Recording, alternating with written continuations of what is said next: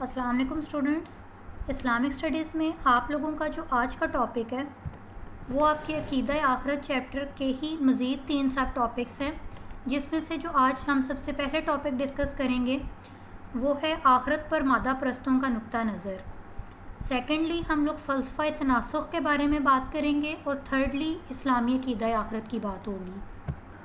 آخرت کو لے کر پوری دنیا میں ڈفرینٹ کانسیپٹس اور ڈفرینٹ ٹائم پیریڈس میں ڈفرینٹ کنفیوژنس رہی ہیں، یعنی کہ ایک گروپ یا ایک اسکول آف تھاٹ ایسا بھی ہے جو آخرت پر یقین ہی نہیں رکھتا۔ ان کے لیے جو کچھ بھی ہے وہ یہی زندگی ہے، اور اس کے بعد کی کوئی بھی زندگی پر وہ لوگ ایمان نہیں رکھتے۔ اور اس کے علاوہ اس طرح کی بہت سی کنفیوژن ہیں ڈفرینٹ سیکٹس میں اور ڈفرینٹ ریلیجنس میں۔ اس لیے ہم آج کا جو فرسٹ ٹاپک ہے آخرت پر مادہ پرستوں کا نقطہ نظر، اس کو ڈسکس کر لیتے ہیں۔ سب سے پہلے آپ لوگ اپنی اسکرینس پر دیکھ سکتے ہیں کہ آخرت پر مادہ پرستوں کے نقطہ نظر آخرت پر مادہ پرستوں کا نقطہ نظر کیا ہے۔ مادہ پرست بیسکلی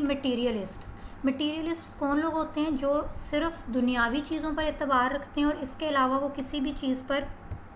کنسنٹریٹ نہیں کرتے۔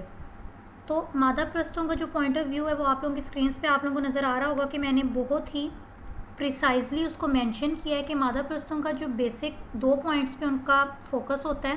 یعنی دنیاوی زندگی پر اعتبار، first point, and the second one is آخرت کے انکاری ہوتے ہیں یہ لوگ، یعنی ان کے نزدیک دنیا میں جو کچھ بھی ہے بس یہی زندگی ہے، اور اس کے بعد دوسری زندگی پر یہ اعتبار نہیں رکھتے۔ ایسا نہیں ہے کہ یہ لوگ موت پہ اعتبار نہیں رکھتے، موت پہ اعتبار ہے ان لوگوں کا، لیکن یہ موت کے بعد والی جو زندگی ہے جس پر ہم مسلمانوں کا اعتبار ہے، یقین ہے، ایمان ہے،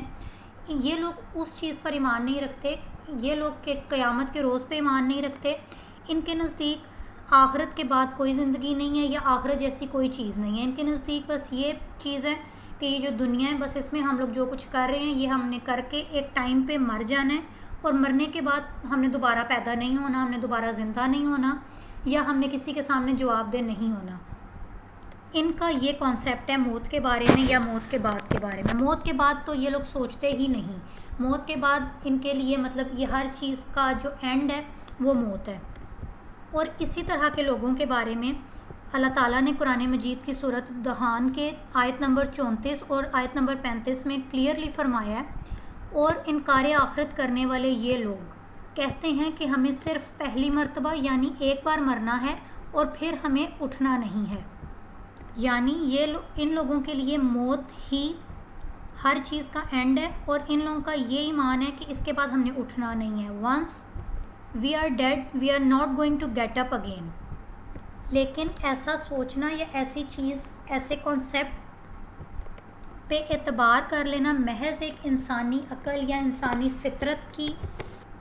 بات ہو سکتی ہے، یا انسانی عقل کی دلیل ہو سکتی ہے کہ انسان کے ذہن میں ایک بات آئی اور اس نے اس بات پہ یقین کر لیا، جبکہ حقیقت اس کے بالکل برعکس ہے، کیونکہ ہم میں سے کوئی بھی ایسا انسان نہیں ہے، not even a single person, جس نے موت کے بعد کی زندگی کو دیکھا ہو یا اس کے بارے میں جس کو پتہ ہو کہ میرے ساتھ آخرت میں یا میرے ساتھ مرنے کے بعد کیا ہونے والا ہے۔ ہم لوگوں کے لیے موت ایک ایسی باؤنڈری ہے جس کو ہم جیتے جی پار نہیں کر سکتے، اس کے لیے مرنا ضروری ہے۔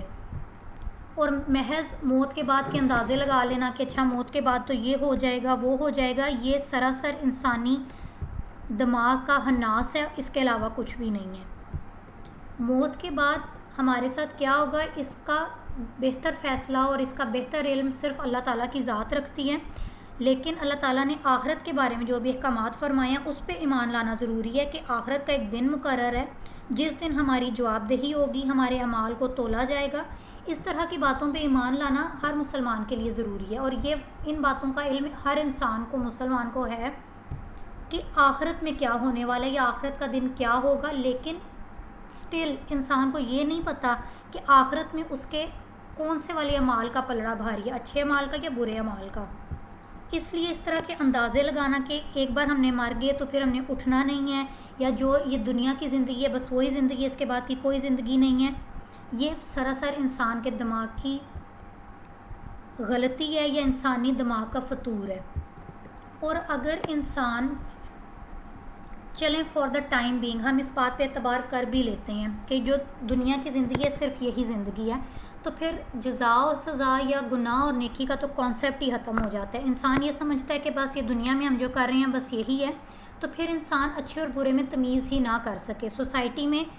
یا تو صرف اچھائیاں رہ جائیں یا صرف برائیاں رہ جائیں، کہ انسان یہ سوچے کہ اس دنیا میں ہم چاہے اچھائیاں کر رہے ہیں چاہے برائیاں کر رہے ہیں، ہمارے ساتھ آخرت میں کون سا اس کی جواب دہی ہے یا کون سا ہماری پکڑ ہو جانی ہے، یا اگر ہم صرف نیکیاں کر رہے ہیں تو کون سا ہمیں آخرت میں اس کا ریوارڈ ملنا ہے، تو ہم کیوں کریں نیکیاں. تو اس لیے صحیح غلط، رائٹ رانگ، گڈ ایول، ان تمام چیزوں کا پھر کانسیپٹ سوسائٹی میں سے ختم ہو جاتا ہے. لہٰذا اس طرح کے کانسیپٹس پہ اعتبار کرنا محض انسان کی کم عقلی ہوگی، اس سے زیادہ کچھ بھی نہیں ہوگا. اور پھر یہ انسان کا تصور کرنا کہ ہمارے اوپر کوئی اتھارٹی نہیں ہے، ہمیں کوئی پکڑنے والا نہیں ہے، ہم کسی کے سامنے آنسریبل نہیں ہیں، یہ بھی انسان کی غلطی ہے. کہ اگر انسان یہ سوچنا شروع ہو جائے کہ ہمارے اوپر کوئی اتھارٹی نہیں ہے، ہمیں کوئی دیکھ نہیں رہا، ہمیں کوئی پکڑے گا نہیں، تو انسان بے لگام ہو جائے. انسان پہلے ہی غلطیوں کا مجسمہ ہے، تو انسان کی شخصیت میں مزید بگاڑ پیدا ہو جائے گا. وہ بے لگام ہو جائے گا کہ برائیوں پر کوئی پکڑ نہیں ہے یا اچھائیوں پر کوئی ریوارڈ نہیں ہے، تو میں کیوں اچھائیاں کروں. اس لیے اس کانسیپٹ کی سراسر نفی یہیں پر ہو جاتی ہے،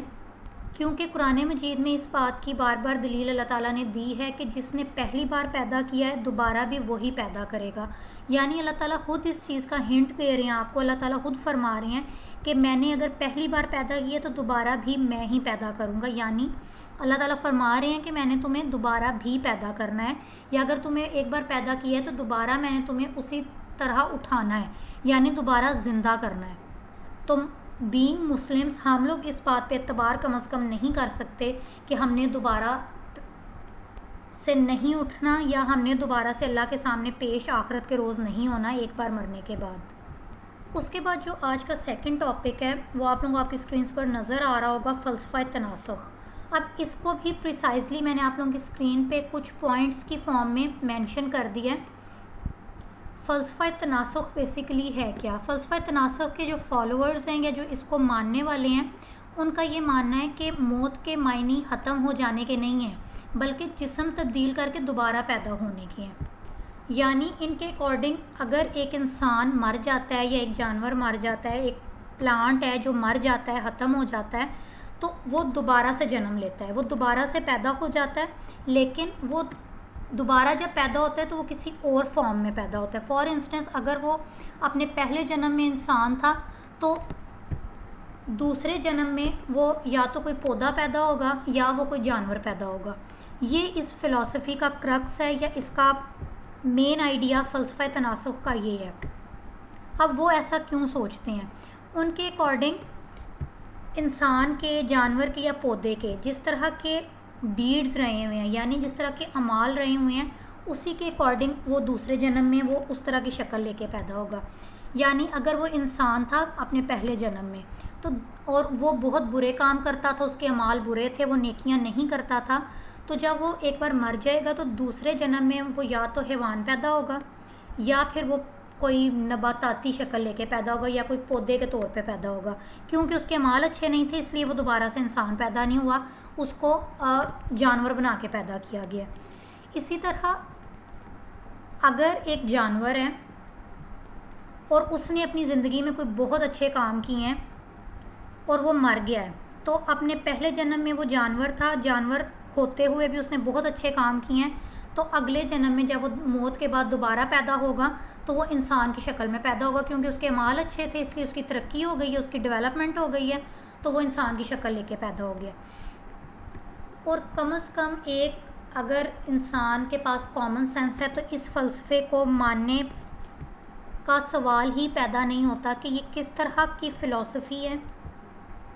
کہ انسان ایک بار پیدا ہوتا ہے، پھر اس کا نیکسٹ جنم ہو جاتا ہے، نیکسٹ جنم میں اس کی شکل، اس کا قالب، اس کا جو ساخت ہے، اس کا سٹرکچر ہے وہ چینج ہو جاتا ہے. اور وہ سٹرکچر کیوں چینج ہوتا ہے؟ وہ اس کی نیت اور اس کے اعمال پر ہے.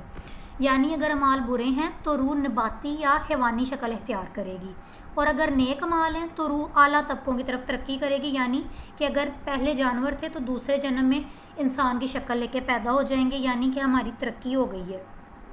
اور فلسفہ تناسخ کے جو پیروکار ہیں، جو فالوورز ہیں، ان کا ماننا یہ ہے کہ جو روح ہے، انسان کی ارواح ہیں، بار بار اس دنیا میں قالب بدل کر آتی ہیں، یعنی اپنا سٹرکچر بدل کے آتی ہیں، شکل بدل کے آتی ہیں، تاکہ اپنے اعمال کے نتائج بھگت سکیں، یعنی کہ جو انہوں نے اعمال پچھلے جنم میں کیے ہوئے ہیں وہ نیکسٹ جنم میں آ کے وہ بھگت سکیں۔ فلسفہ تناسخ کے پیروکاروں کا یہ ماننا ہے۔ اور اگر آپ کی عقل اس فلسفے کو ماننا چاہتی بھی ہے کسی پوائنٹ پر آ کے، تو اس کے لیے آپ کو بہت سی آؤٹ آف دا وے جا کے چیزوں کو ایزیوم کرنا پڑتا ہے، یعنی چیزوں کو فرض کرنا پڑتا ہے۔ فار انسٹنس اگر ہم اس فلسفے کو کچھ دیر کے لیے مان بھی لیتے ہیں، پھر اس کے ساتھ ساتھ ہمیں بہت سی چیزوں کو فرض کرنا پڑے گا یا ایزیوم کرنا پڑے گا، جس میں سے پہلی چیز یہ آ جاتی ہے کہ اگر واقعی یہ سلسلہ ہے پہلے، دوسرے، تیسرے جنم کا، تو اس کی کوئی بیسک ابتدا تو ہوگی، اس کی ابتدا کیا ہے؟ اور اس کے بعد اگر انسان مرتا نہیں اور بار بار بار بار جنم لیتا ہے، تو اس کا مطلب ہے کہ اس کا کوئی اینڈ نہیں ہے، اس کا کوئی اختتام نہیں ہے۔ انسان ایک بار مرتا ہے، دوبارہ وہ جانور کی شکل میں آ جاتا ہے، تیسری بار وہ پودے کی شکل میں آ جاتا ہے، پھر چوتھی بار پودا تھا تو اگر اس پودے ہونے کے ناطے اسے بہت اچھے کام تھے تو پھر وہ چوتھے جنم میں انسان بن کے پیدا ہو جائے گا۔ یعنی نہ اس کی کوئی ابتدا ہے اس سسٹم کی، نہ اس کی کوئی انتہا ہے، اس کی کوئی اینڈنگ نہیں ہے۔ تو یہ چکر ایک عجیب قسم کا چکر ہو جائے گا۔ اس کے بعد یہ بھی ایزیوم کرنا پڑے گا کہ اگر کوئی انسان ہمیں چلتا پھرتا انسان نظر آ رہا ہے، فلسفہ تناسخ کے فالوورز کا پیروکار بننے کے لیے ہمیں پھر یہ چیز بھی ایزیوم کرنی پڑے گی، اچھا یہ انسان ہے تو ضرور پچھلے جنم میں یہ جانور رہا ہے، اور جانور ہونے جب یہ تھا تو اس نے بہت اچھے کام کیے ہوں گے، اس لیے اس کی ڈیولپمنٹ ہوئی ہے، تو یہ اس جنم میں انسان پیدا ہوا ہے۔ ضروری ہے فلسفہ تناسخ کو ماننے کے لیے کہ انسان اگر انسان ہے تو پچھلے جنم میں وہ لازماً جانور ہوگا یا لازماً پودا ہوگا، اور اگر کوئی جانور ہمیں زمین پہ چلتا پھرتا نظر آ رہا ہے تو وہ پچھلے جنم میں لازماً انسان ہوگا، اس کے برے کام تھے اس لیے وہ اس جنم میں جانور یا پودا پیدا ہوئے۔ تو یہ ایک فلسفہ ہے جو ایک پرٹیکولر اسکول آف تھاٹ نے بنا لیا ہوا ہے انسان کی ازل اور ابد کے بارے میں، جس کو ایک اسکالرلی یا ایک کامن سینس رکھنے والا جو عقل ہے یا کامن سینس رکھنے والا انسان ہے وہ کم از کم نہیں مان سکتا۔ اور یہی وجہ ہے کہ کیونکہ انسانی عقل نے اس کو ماننے سے انکار کر دیا ہے، اور ود ٹائم یہ والا فلسفہ اپنی امپورٹنس کھو بیٹھا، اور آہستہ آہستہ اس کا ذکر بالکل ہی ختم ہو چکا ہے۔ اس کے بعد آ جاتے ہیں اسلامی عقیدہ آخرت، جو کہ پریویسلی جتنے بھی عقیدے یا فلسفے ہم نے ڈسکس کیے، ان تمام عقیدوں کی، ان تمام فلسفوں کی نفی کرتا ہے، اور جتنے بھی سوالات انسانی ذہن میں جنم لیتے ہیں ان کے جوابات ہمیں اسلام میں، قرآن مجید میں اللہ تعالیٰ کی ذات خود دے دیتی ہے، تاکہ کسی قسم کی کوئی بھی کنفیوژن یا کوئی بھی شبہ انسان کے ذہن میں نہ رہے۔ جیسا کہ ہم اپنے پریویس لیکچر میں ڈسکس کر چکے ہیں کہ اسلامی عقیدہ آخرت کن چیزوں کے گرد گھومتا ہے، کہ انسانی زندگی فانی ہے یا یہ دنیا فانی ہے۔ انسانی زندگی ایک ٹیمپریری چیز ہے جس نے ایک پرٹیکولر ایج پوری کر کے فنا ہو جانا ہے، ختم ہو جانا ہے۔ اس کے بعد مسلمانوں کا یہ عقیدہ ہے کہ محشر کا دن برحق ہے، یعنی قیامت آنی ہی آنی ہے، اور محشر کے دن تمام انسانوں نے اللہ تعالیٰ کے سامنے پیش ہونا ہے اور اپنی جزا یا سزا بھگتنی ہے۔ اور وہ جزا یا سزا کس بیس پہ ہوگی؟ وہ آپ کے ان تمام اعمال کی بیسز ہوگی، ان تمام اعمال کی بیس پہ ہوگا کہ جو آپ نے اس دنیا میں کیے ہوں گے۔ اگر آپ نے دنیا میں اچھے اعمال کیے ہیں تو آپ کے لیے آف کورس جزا ہے، اور اگر آپ نے برے اعمال کیے ہیں، گناہ کیے ہیں، اللہ تعالیٰ کے احکامات کو ڈینائی کیا ہے، برا راستہ اختیار کیا، آپ نے گناہ کا راستہ اختیار کیا اور توبہ بھی نہیں کی، ٹائم رہتے توبہ نہیں کی، اور آپ گناہوں میں ڈوبے رہے ہیں، تو پھر آپ کے لیے دوزخ اور آپ کے لیے سزا آبویس بات ہے۔ اور اسی بات کا ذکر قرآن مجید میں بار بار کیا گیا، اور قرآن مجید اس چیز کا، آخرت کا پرزور حامی ہے۔ قرآن مجید کا زیادہ تر ایمفسس جو ہے وہ آخرت پہ ہے، یعنی کہ اللہ تعالیٰ نے ایک دن مقرر کیا ہوا ہے جس دن اللہ تعالیٰ نے عدالت لگانی ہے، اور انسان کو ان کے سامنے جواب دہ ہونا ہی ہے، اپنے اعمال کا حساب کتاب اللہ کے سامنے دینا ہے، اور یہ ایک پرٹیکولر دن پہ ہوگا جس کو روز محشر کہا جاتا ہے، اور اس دن پہ انسان کا ایمان لے کر آنا اور اس دن کی امپورٹنس کا اقرار کرنا ہی عقیدہ آخرت کہلاتا ہے، کیونکہ جو لوگ اس عقیدے کا اعتبار نہیں کرتے ان کو ہم ڈسکس کر چکے ہیں، وہ مادہ پرست ہیں، مٹیریلسٹ لوگ ہیں، وہ فلسفہ تناسخ کے پیروکار ہیں، یا جو بھی لوگ ہیں جو یہ جنم سسٹم پہ اعتبار رکھتے ہیں۔ جس طرح ہم لوگ ڈفرینٹ مذاہب میں دیکھتے ہیں، ایک پرٹیکولر میں کوئی بھی ریلیجن مینشن نہیں کروں گی، لیکن آپ لوگوں کو بھی بہتر پتہ ہے کہ مختلف مذاہب ہیں جن میں یہ جنم سسٹم پہ یقین رکھا جاتا ہے کہ ایک جنم میں مر گیا بندہ، ٹھیک ہے، دوبارہ اس کا جنم ہو گیا، وہ وہی والی شکل لے کے وہ انسان پیدا ہو گیا، یا اپنی شکل بدل کے پیدا ہو گیا۔ تو یہ والا سسٹم اکثر مذاہب ہیں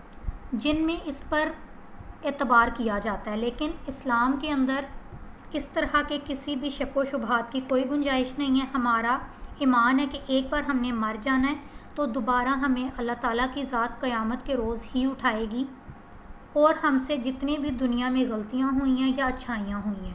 اس کے اکارڈنگ ہمیں جزا یا سزا دی جائے گی اس قیامت کے روز پہ، اور یہی ایمان ہمارا عقیدہ آخرت کہلاتا ہے۔ قرآن مجید میں بہت سی جگہ پہ آخرت کے بارے میں دلائل دیے گئے ہیں اللہ تعالیٰ کی طرف سے، جس میں سے ایک میں نے یہاں پہ پوری ایک سورت ہے جو مینشن کی ہے، آپ لوگ اپنی سکرینز پہ دیکھ سکتے ہیں، سورۃ القاریہ۔ سورۃ القاریات میں اللہ تعالیٰ کلیئرلی فرما رہے ہیں کہ قیامت کے دن کیسا ہولناک منظر ہوگا جب انسان پتنگوں کی طرح اڑتے ہوئے نظر آئیں گے اور پہاڑ روئی کی مانند ہلکے ہو جائیں گے۔ ایسے میں اگر کسی کے اعمال صالح کا پلہ بھاری ہوگا تو اس کا وزن باقی رہ جائے گا۔ اس کا مطلب یہ ہے کہ ایسے انسان کا عمل پہاڑ سے زیادہ بھاری ہے۔ ایسا عمل کرنے والا ہی جنت کا حقدار ہے اور جنت کی خوشگوار زندگی سے لطف اندوز ہونے کے قابل ہے، اور اس کے برعکس جس کے اعمال برے ہوں گے، اس کے برے اعمال کا اگر پلڑا بھاری ہوگا تو ظاہر ہے اس کے لیے پھر عبرت ناک زندگی ہوگی اور اس کے لیے دوزخ کی سزا مقرر ہے۔ اور نہ صرف سورۃ القاریات، اس کے علاوہ بھی اللہ تعالیٰ نے بہت سی جگہ آخرت کا ذکر کیا ہے، قیامت کے روز کا ذکر کیا ہے، اور اس کے اکارڈنگ بشارت اور وعید دونوں سنائی ہیں۔ بشارت جنت کی اور وعید سزا کی، دوزخ کی سنائی گئی ہے۔ اسی لیے بار بار قرآن مجید میں آخرت کا ذکر کیا گیا تاکہ انسان کو اس چیز کی اویئرنیس ہو سکے، انسان کو اس چیز کی اٹریکشن دلائی جائے کہ تم نے دنیا میں اچھے اعمال کرنے ہیں، اچھے اعمال کرو گے تو تمہارے لیے آخرت میں اچھا صلہ ہے۔ اگر تم اس دنیا میں برے اعمال کرو گے، گناہوں میں ڈوبے رہو گے، خطاؤں کا پیکر بنے رہو گے تو تمہارے لیے آخرت میں سوائے سزا اور دوزخ کے کچھ نہیں ہے۔ اور رسالت اور اللہ تعالیٰ کی توحید کے اقرار کے ساتھ ساتھ عقیدہ آخرت پر ایمان لانا بھی مسلمان ہونے کی شرط ہے۔ لہٰذا آخرت پر ایمان رکھیے، آخرت کے دن کی تیاری انسان کو ہر وقت کرنی چاہیے، کیونکہ once this time passes this is not going to return back,